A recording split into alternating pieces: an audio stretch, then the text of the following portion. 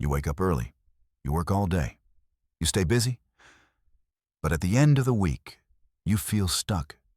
No real progress, no real growth, just exhaustion. Here's the truth no one tells you. Working more doesn't mean achieving more. Some people work 12 hours a day and stay average. Others work 4 focused hours and dominate their field. Why?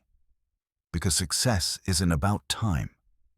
It's about leverage. There's a principle used by billionaires, elite athletes, and top performers around the world. It's called the 80-20 rule. The Pareto Principle says this: 80% of your results come from just 20% of your efforts. Let that sink in. That means most of what you do every day doesn't really matter. Your endless scrolling, your unnecessary meetings, your busy tasks, they make you feel productive, but they don't move your life forward. Only a small portion of your actions actually create real impact. In business, 80% of revenue comes from 20% of clients. In life, 80% of happiness comes from 20% of relationships.